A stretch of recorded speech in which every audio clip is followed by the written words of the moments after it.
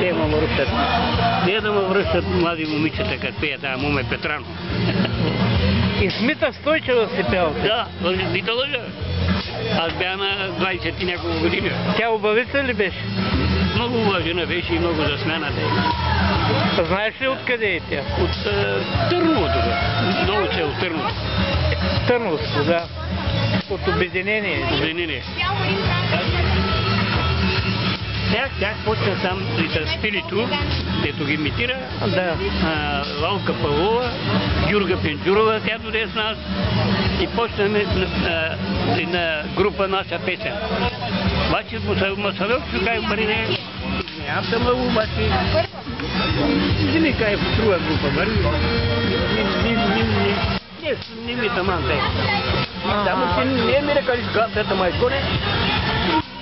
И аз после почна с други. 13 години път по Кертарейте. Тогава правиха с 57 записи.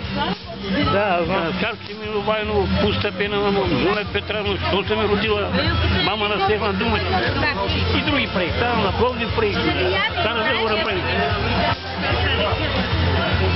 На Мита Стойчева има бюст паметник в Обединение. Да, има. И на теб ще ти сложим.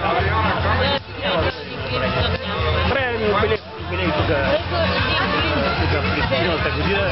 Дадохме там.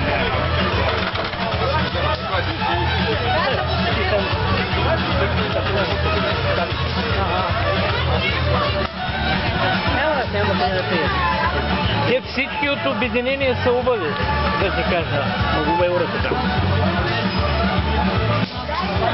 Ма наистина ли са много убави? Аз съм там пяла и Смита, даже един път ходихме там пак, на нейното село, пак пях с нея.